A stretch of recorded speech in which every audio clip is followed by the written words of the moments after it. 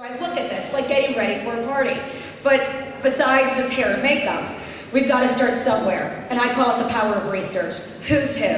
Simply going online, finding out who's going to be there. When you RSVP, ask them if they have another guest list that you can see, or is there anyone that in particular in the economic industry or in publishing or wherever it may be that might be present. For tonight, it was great. I went on Facebook and read a lot about all of you. And it's a great way to just do your research before you get there.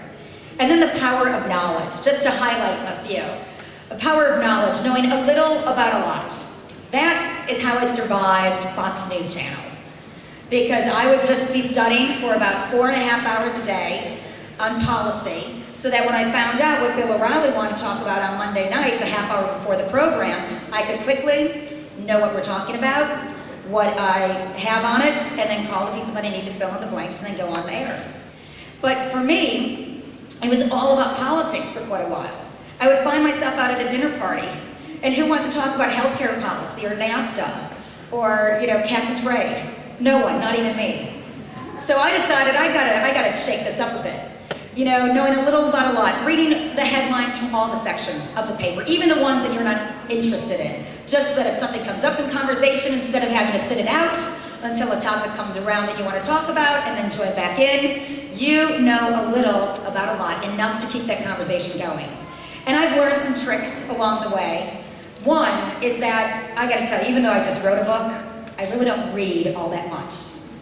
Us Weekly, People Magazine, things like that, right up my alley. I could finish it. But when I open up a big book at night and I read a few pages, the next night I have to reread those pages, read a couple more, it's just a never-ending saga. And when Twilight, the book, came out and everybody's reading it, I found myself at dinner parties where people start talking about Twilight. Well, I had nothing to add. And again, I just have to sit it out, wait for a topic of interest to come by, and then join back in again. So I thought, well, I should really read this book. I'm committed to it. I go to the Borders, where it used to be on Michigan Avenue. I go and I find the book, and then I find out how big it is. I'm like, what? There's no way I'm gonna get through this book. So I was like, whatever. And then I thought there's gotta be another way. And so I went on to the New York Times book review. And instead of reading all those pages, I read about 750 words that talked all about Stephanie Meyer, the author. How she woke up with this as a dream and wrote it down. How the cover of the book is a hand in the shape of a heart with an apple. Well, that represents the forbidden fruit from the Garden of Eden. And it gave me the whole rundown, the critique of it. What does this mean for the Millennium generation? Vampires versus mortals, da-da-da-da-da. So the next time that this came up in conversation, instead of waiting it out, I was the one breaking all the good information. And they loved it. Oh, I never thought about that on the cover. Well, yes, that's true. Oh, and it was great. It was just enough to get by and make an impression. Now everybody's looking at me. Another time I was invited to a lunch at Naha, great restaurant down at River East. Well, I hadn't been there before. It was a couple years ago.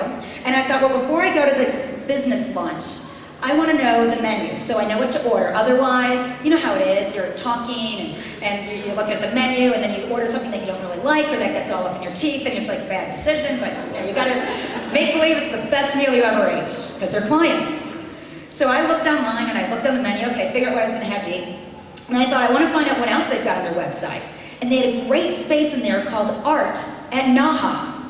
Well, it talked about this wonderful local artist who went to school at the School of the Art Institute that now has a beautiful gallery in Wicker Park, and how her different pictures involve how different cultures eat. In fact, there's one painting of an obsessive-compulsive lawyer, and these women I would meet were lawyers, who wrote down every menial moment of his life on Post-it notes.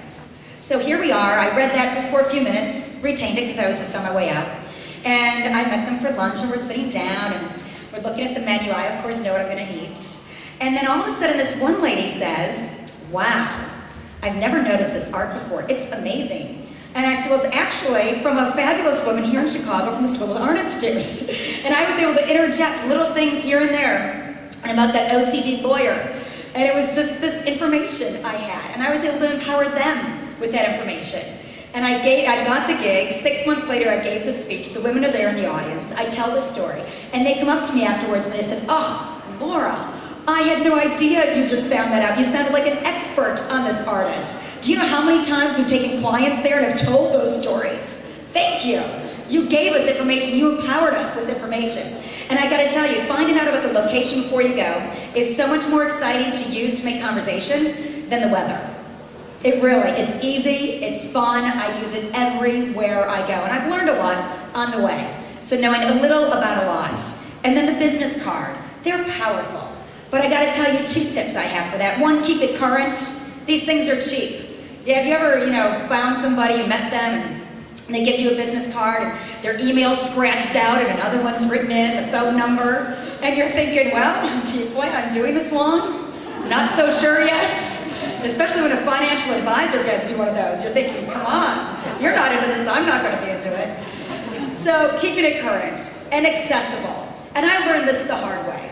I gave a speech at the Waldorf Astoria in New York about 8 years ago. I had a fun speech, went down to the lobby, met a couple of people from the conference, a bunch more came down, but there was this one guy that I talked to especially. He was very handsome, very good looking. We had great conversation.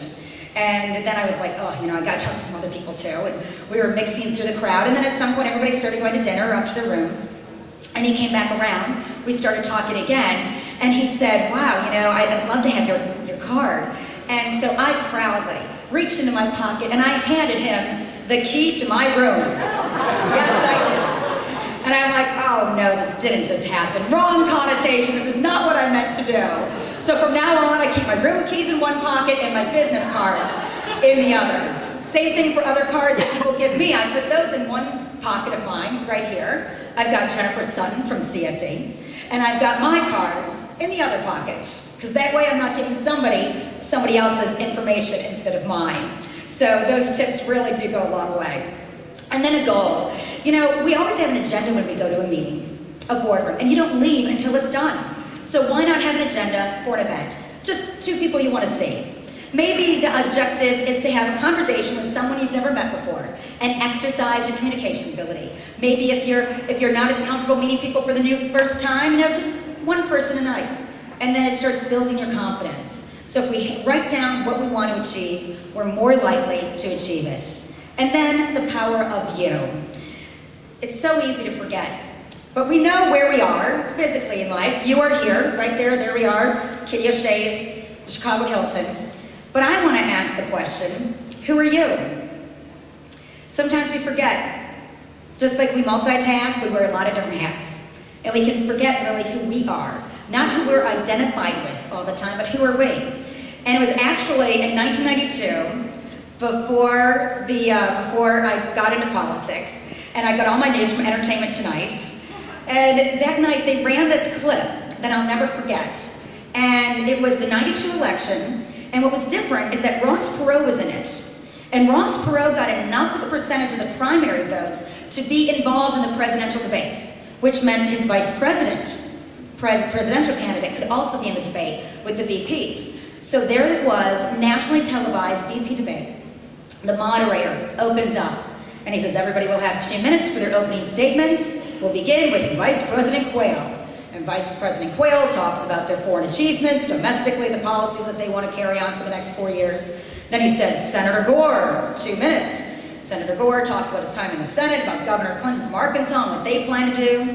And then he turned and he said straight down the middle, he said, Vice Admiral Stockdale, 2 minutes.